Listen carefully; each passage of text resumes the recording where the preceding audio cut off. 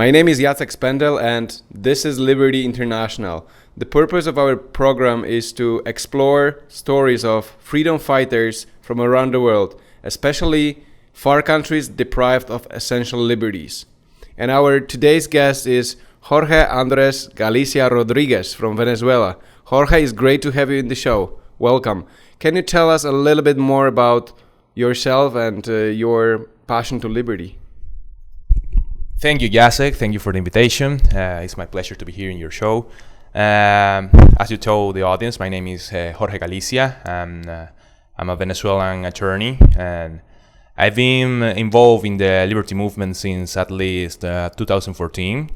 I've been advocating for, private property rights, economic freedom, freedom of speech, freedom of religious, all of this. Great values, great rights that we lost thanks to socialism. Thank you. And what it means to be a freedom fighter today in Venezuela? It's a socialist state, a very hard place for libertarians, I guess. Yeah, absolutely. Being a freedom fighter in Venezuela nowadays means that you are a risk taker, because every time you try to raise your voice for freedom and to advocate for what you believe, you are actually putting your own life and your own liberty at risk, and a really high risk. So yes, you have to be really careful. You have to be really brave to do this, but someone has to. And reading your biography, I can find information that you were active in the center-right party, Vente Venezuela. That's actually the most free market-oriented political party in your country. And what it means to be a leader of one of the youth leaders of the party. Are you operating legally? Do you have your structures, offices? Do you have your members in the parliament? What is the situation of political parties like that in Venezuela? Well, the situation with Vente is quite strange. Because we are living in a dictatorship, the dictatorship doesn't recognize us as a political party. This has been going on since its foundation. So technically, according to the dictatorship, we're not a political party. But of course, that's a lie. We have candidates. We have aspirations to be in power someday. To start diminishing the power of government. To release the individuals from the power of government. And yeah, we have a facility in Caracas and in many other places. We even have people in Congress, but because we are in a dictatorship, this is really not. The fact that we have senators in parliament is not giving us a lot of power, because of course the National Assembly as a whole doesn't have any power of decision thanks to the dictatorship. So, but yeah, we're doing the good fight. We are promoting really new, innovative ideas. Liberty-minded ideas, because as you told, it is quite rare to see a political party in Venezuela actually advocating for free markets ideas, for shrinking the budget, for all of these good ideas that we find in the books of classical liberalism and everything. So yeah. That's really optimistic that there are people dedicated to liberty in Venezuela politics. But, well, what happened with your nation when they elected Chavez first time, then second time, third time, then Maduro? And there had to be an initial flirt with idea of socialism in your country. What was the major factor that made Venezuelans, I don't say all of you guys, but many Venezuelans in love with socialism? And how deep is this relation right now? Well, I would say that the main factor that contributed to us electing Chavez in the first place, and I'm a little bit suspicious about every other election since that happened before after the first time. But anyway, what I would say is that we have this common myth, we had in the past at least, this common myth in the collective mindset that we were a really rich country. And this myth, people start thinking, okay, if we are a rich country, maybe I should not work. Maybe I don't have to work at all. Maybe I just have to, extend my hand and expect some social program from government, because this is what everybody's telling me. Okay, we are a rich nation. We have a lot of oil. We just can take this, all of this great wealth that we have and start redistributing, and life will be fine, right? We don't have to work. So basically, this was like the common idea among society back in the days, and I think this was one of the main reasons that got us into socialism. That sounds a little bit like a dream about perpetuum mobile, a dream to be another Kuwait, to be another Saudi Arabia, where basically oil money will help forever to cover all the expenses and to make people happy with material goods, but it doesn't work that way, right? So can you tell us a little bit more how this entire machine of government started to erode? And as citizen of this country, and you basically lived all your life under socialism. Well, maybe first 3 years, because you were born in 95. And what was the year of Chavez getting power? 1999. So you were like a very small boy, 4-year-old, when the revolution of Chavismo entered your country. But as I said, they had these dreams, they had this big promise that rich country can last forever with the oil money. But what were the first symptoms that this machine will not last long? Well, of course, we as a nation woke up from that dream as soon as the oil prices started going down, because of course we had, as a state, a lot of spending and oil prices gradually going down. And if that's happened, what's the smartest thing to do was, of course, to reduce as well spending, but this didn't happen. They keep printing money to keep the spending going, to keep the party going. So this, of course, provoked all of the collapse we're seeing right now in the news and everything, which is totally true. And it is not because some international plan designed by Donald Trump or whatever to bankrupt Venezuela. It is because of a failed system. And you told me that I've been.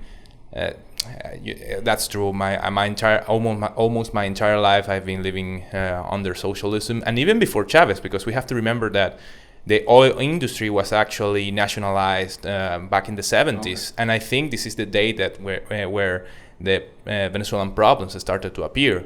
Of course, this is something that has been going on gradually, and now we are seeing like the worst scenario, right? The worst of the crisis, but. This didn't start. I don't even with Chavez. This started right back in the past. So, yeah. I think our audience will be interested to learn more a little bit. What was it? What was the peak of Chavismo? I mean, I heard from people that there was a time when a lot of people, also from middle class, were enjoying pretty good life under Chavez, and a lot of so-called quote free end quote money to take from ATM abroad. But can you tell us more about this? Because I think a lot of people don't know about this part of the, as you say, the socialist parting in Venezuela before everything collapsed. What was life about those years? Well, yeah, of course. When Chavismo was in power, and when oil prices were in the higher point. Well, I'm not an economist, and I'm going to try to explain this with simple terminology.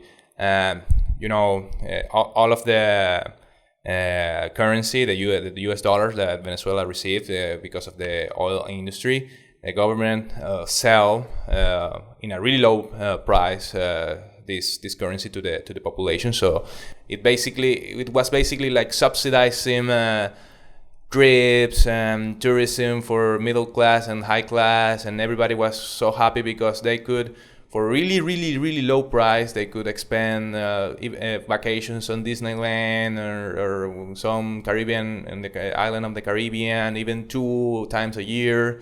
And this was actually lucrative for people because they buy the US dollar at a really low price in bolivares. They went to these places. They probably don't spend a lot on these places. They bring back all of the dollars that they bought from Chavismo, and then they sell it in the black market in Venezuela, because we had a control in currencies. We were not allowed to buy as many currencies as we want. So this produced as we wanted. So this produced a black market, and people do this. They make tourism as a business. So it of course it was a crazy party that was it was of course going to fail eventually, and now we're seeing the consequences of this really irrational economic behavior. That is just amazing. And we all know, because people follow news, that today Venezuela is simply in ruins. It's just an horror. Can you a little bit tell us more about how this human horror actually look like? I know you wrote an excellent piece for PAFERE, Polish American Foundation for Economic Research and Education, and the English version of this article is on Language of Liberty Institute's blog. Socialism, the Factory of Sadness. That's the title of your article. Before our audience will read this article, can you tell us a little bit more what is this Factories of Sadness all about, and how the human condition changed after years and years under the brutal socialist dictatorship? Yes, of course, because what I meant to print with this title, what I meant to transmit is that socialism is not only a creator of poverty, as probably we all know right now and we can agree, but it also creates a lot of sadness among individuals. I mean, because socialism stops you from being able to pursue your own happiness, right? You have to spend a lot of time doing things that in the past were supposed to be easy. For example, this is something I wrote in my article. Me and my mom, when back in the days, and now my mom is doing the same in Venezuela, but we had to, because of the lack of water supply in our home, we cannot open a pipe and expect water to come, because there was no water supply, because the water system was all nationalized by government because of all of the socialist idea. We had to almost like 3 or 4 times a week travel to a certain point in the city to collect water, to fill up tanks using our car, to fill up some buckets, and then bring them back home, so we can do the common things of cleaning, cooking, whatever. And this, every time we do this, this took us like maybe half of the day lost doing this kind of activity. So, and this is something, one example of all of the things we have to do in order to keep surviving and to keep fighting, right? And if you spend majority of your life doing stuff like this, of course you will not have to do something productive, to engage in some kind of business, to actually search for your own happiness, because this will not bring you happiness. This will bring you maybe another day alive, and that's it. Thank you. And talking about your private life and your family, we talked before, and you told me that you were from middle class, pretty well prospering family, that you used to go for vacation maybe once or twice a year to foreign countries. You used to have 1 or 2 cars and pretty good home, and even going to restaurants from time to time, right? But the life of your family, middle class family, changed dramatically. Can you tell us a little bit about this? because the personal stories are the most picturesque. They show the real situation very well. Yeah, that's totally right. Me and my family in the past, we used to have a really good life. I mean, it was not perfect. It was not, we were not rich. We were not never rich, but we can live. We could live, and we had a really colorful life. I mean, as you said, we used to travel. We used to, go to restaurants. We used to, for example, me when I was a kid, I used to play a lot of video games. These are kind of the stuff that I can no longer afford back if I were in Venezuela, and neither my mom. And not only this, we were in this good situation, and now, as I told you, we don't even have water supply. It is extremely hard for us to find the proper food for us to actually feed ourselves properly. I mean, right now we are experiencing something that is really new for us, and it is quite depressing because this is not the way it used to be. And if we can dig a little bit more into your own biography as a freedom fighter, can you tell us more what activities you undertook back in Venezuela to advance this cause of freedom? What were the organizations you were involved in, and how it worked? Yes, it all started with the student movement of my university.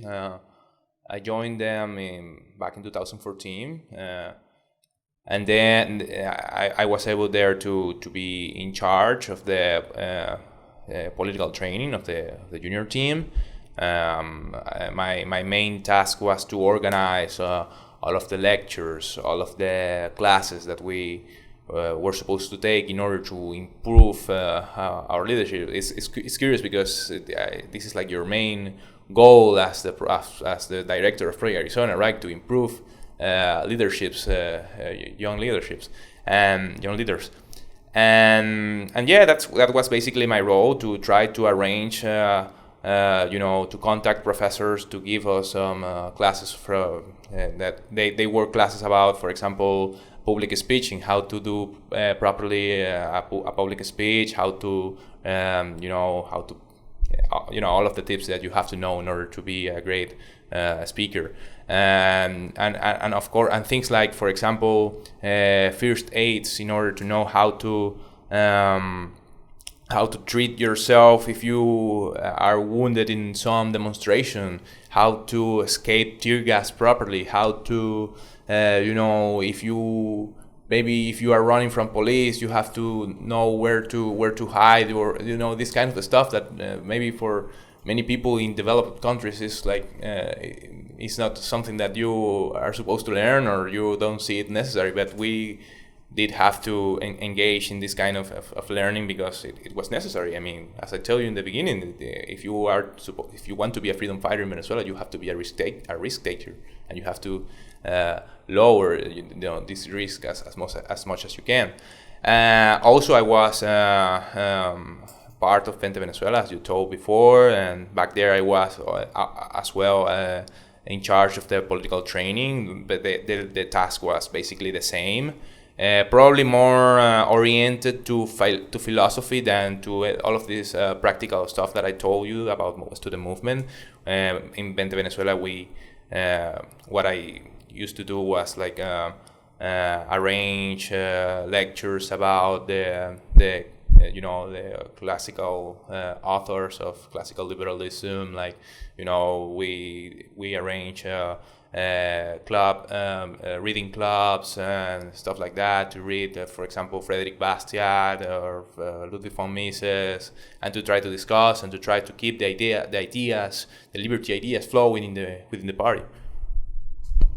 That's really impressive. I know you did a lot to spread these ideas of freedom to young people. That's very, very noble. You also needed to fight on the streets, right? Because that's not a country like, Western world, where you can just talk to people about ideas and try to convince them. It's battle for life and death on the streets. because you guys are under dictatorship of Maduro and his socialist colleagues. How it was to fight with the power, fight with the government, actually on the streets of Caracas. I know you did this in not only once, that was like multiple times. Can you tell us a little bit about this? And I know you had a story that you needed to hide from the government, right? If that's something you can share with us, please do. I don't consider myself to be a really good fighter, but yeah, that's something that I needed to do, because every time you are in the streets, you have to face, police brutality, and you have to defend yourself somehow. So, you have to take whatever it takes to keep the fight and to protect your liberty, because if you do not engage in this kind of fighting in the street, which I think is legitimate, because this is not like we were like a bunch of savages breaking everything in the street. And no, this was not like this. This was just like self-defense. We were just trying to this was supposed to be all peaceful. We have to say this. I wasn't advocating for violence back there, but when you are in front of a line of police people that are starting to beat your women and are starting to throw and to fire, to shoot rubber bullets or even real bullets at you have to do something about it. So of course if you see the videos, you will see that this fighting was not level. I mean, they were shooting us with all they had, and we were just like throwing rocks, and it was not a fair fight. But yeah, we had I did something like that. This is kind of stuff in Venezuela, unfortunately. But I would say that it is kind of depressing that I've been through this, and a lot of people, in my university, because I think this has kept us away from having an ordinary life. Like we as a youth are what we were supposed to be studying, maybe going to parties, and we were not really able to do this because we have to fight for our liberty. Yeah, and there was a period in which your security was not really guaranteed, when they were like searching for you. What was this time all about? Yeah, I forgot to tell you about this. Yes, back in 2017, I got so involved in the demonstration that I got in trouble with police. I managed to stay out of their claws, of their hands, but yeah, it was a really tough situation. I had to keep my head low for a certain period of time to avoid getting to jail, to be in some dungeon. A friend of mine, unfortunately, he was actually put in jail, but right now he's okay. And I just received the news that he managed to escape from Venezuela, and I'm really glad for him, because yeah, it was like 5 minutes ago he told me he's right now in Uruguay. And he had to go hiding in some because he was not able to travel through the main gates of through airport or whatever, because he had a regime of presentation. He had to be in court every 8 days, but thankfully he managed to go out. I'm not going to say his name because right. I worry about his family and everything, because they are still there. But so I see on your left hand you have a wristband. It's a very nice one, I need to say, but I know it has a history. Can you tell a little bit about this history of the wristband? Yeah, sure. This bracelet was made by this friend, and while he was in jail. It is all made of plastic bag. For me, this is a reminder. Every time I see it, I carried it all the time. Maybe you have noticed, because this is a reminder for me, like this reminds me all the time what my purpose in life is, which is keep fighting for liberty. Because when I see this brings to my mind all of the injustice that socialism does, right? And it's like a fuel to me to keep doing the fight, to keep fighting, no matter where I am, no matter the consequences for me or whoever. So yeah, it's a really nice gift that I received.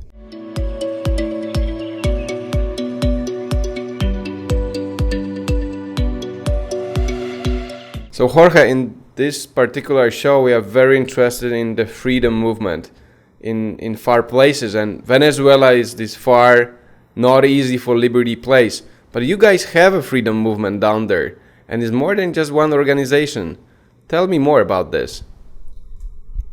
Yeah, thankfully we have a great liberty-minded community in Venezuela that is growing every day. We have a really nice think tank named Se Dice Libertad. They have been in place for actually, I think, 30 years, maybe 31. I'm not quite sure, but I have to do the research. But yeah, they are really nice. They have actually really good influence in political parties. They are starting to be noticed more and more with the pass of the day. So this is a good news. There are also like more radical libertarians. There is a libertarian party. Or maybe not party or libertarian movement. I don't know how to say it, but they are doing a pretty good job. Maybe I disagree with some of these ideas because probably they are too radical for me. I mean, of course I'm a liberty-minded and I love libertarianism, but maybe I like to use another word, which is conservatarianism, maybe, which is like a mixture of both ideologies. But however, we do a lot of work with them. We work together with them. Of course, we have Vente Venezuela, which is a really nice political party. If you see, if you are able to read all of our ideals as a party, you can find it in our webpage. You can maybe if you Google Vente Venezuela, it is in Spanish, but anyway, you will see that many of our philosophy is totally related to classical liberalism, which is a really good thing for me. I consider myself to be a classical liberal, and well, yeah. Right now, I think one of the good things about socialism, if we can say that there is anything good, is that it has brought us as a society the opportunity to rethink a lot of the issues. Right now, we have many people that were in the past advocating for to keep the oil nationalized and the oil industry nationalized. Now maybe they are realizing, okay, this was not a good idea. We have to privatize once again. So right now there is a good chance for selling liberty ideas among society, and I think we will succeed eventually. Well, that sounds like a big hope, because your country cannot really go deeper with the socialist ideas. It's the humanitarian crisis, and the change is not a question of if the change will happen or not, but how deep the change will be. And you need to know, this is so important for us, the freedom lovers, that there are people like you in Venezuela, and that creates this hope that you might be more like Estonia after transformation than a country that used to be socialist but today doesn't practice capitalism. There are countries like that, for example, Kyrgyzstan in Soviet Union or Kazakhstan. You don't want oligarchy, you don't want things like that. And this is really, really good. You understand and you advance this freedom ideas. And tell me, if there is someone listening to this show who is living in the Western world, for example, in Western Europe or in the United States of America, thinking, well, I really like what these people fighting for freedom do in Venezuela. How can I help them? What are the ways that people in the West can help you guys?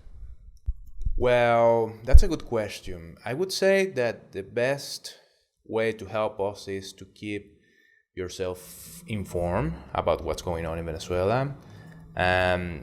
if you're able to raise your voice, probably, to speak the truth about what's going on in Venezuela, because sometimes the media here in America, especially, at least what I've been hearing since I've been here, there are people in the media that are trying to sell some really bad ideas that, they're saying that all of the chaos in Venezuela is because of Trump policies or Trump sanctions or stuff like that. And this is not helpful to our cause, because we're trying to get rid of a system, right?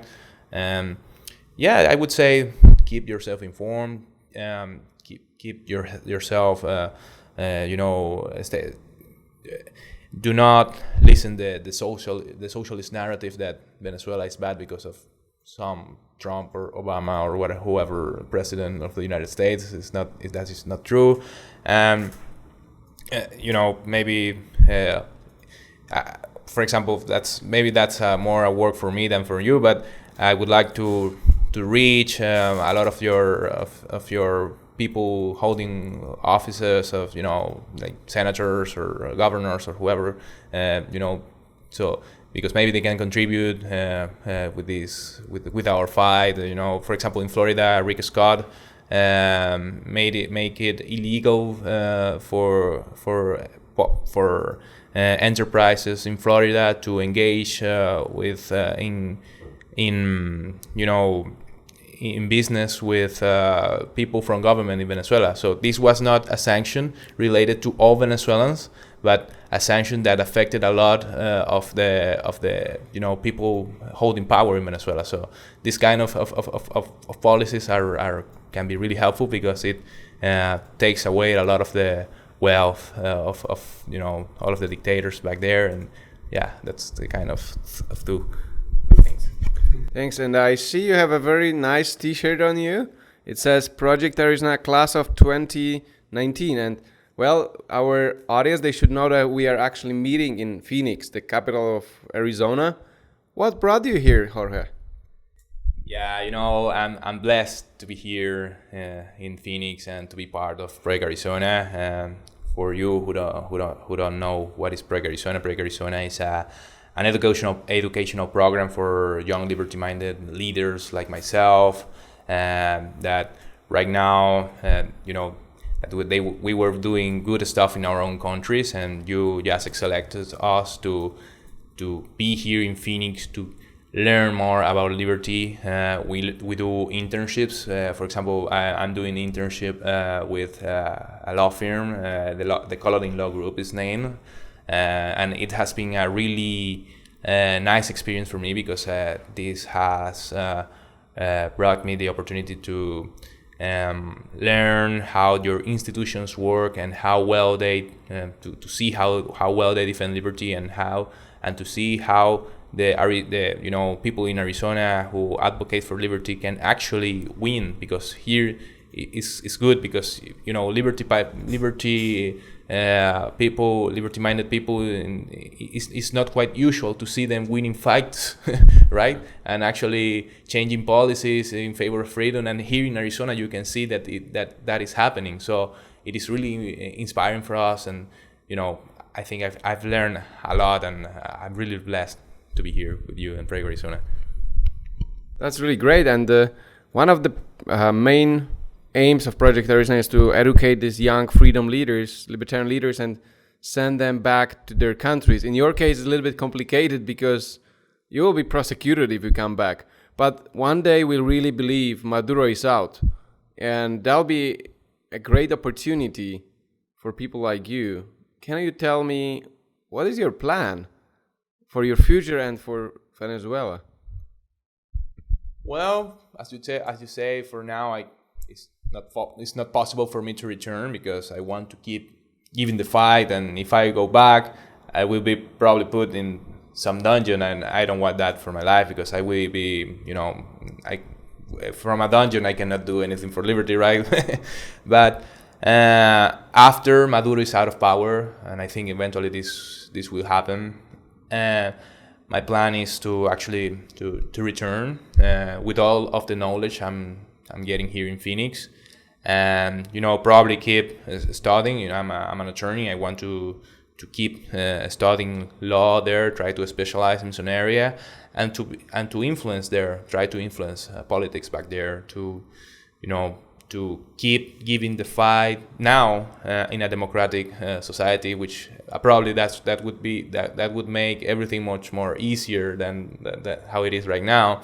Try to become there an influential person in favor of liberty, and who knows, maybe in the future I will run for office at the Senate or something. Yeah, that's my dream. Well, Jorge, we have big hopes about this, and we keep our fingers crossed. We'll be in touch with you in the future, because alumni of Project Arizona are very, very important. And Project Arizona is a project of Liberty International. Liberty International is host of this show called Liberty International, and we want to help in this fight, help people like you. So one way is to see more of them at conferences, Liberty International World Conferences. I think good opportunity will come next year. In 2020, Liberty International will have conference in your neighboring country, Colombia, where there's a lot of immigrants these days, right, who needed to escape the dictatorship. We have hopes to have some good students there.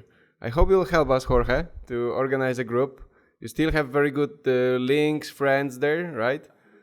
So once again, thank you very, very much to be our guest. It was a pleasure to talk to you, and keep up the good fight, Jorge. Thank you very much. Yeah, thank you for the invitation, Jacek. And if maybe in the audience somebody has any question regarding Venezuela or whatever, they're free to reach me whenever you like. What's your contact information? Well, you can find me on Twitter and Instagram as @Jorge Galicia 95. And you can reach me through Facebook as well, which my whole name, which is Jorge Andrés Galicia Rodriguez. Maybe I can search my... You can add it. Yeah. So thank you so much. Thank you very much. Okay.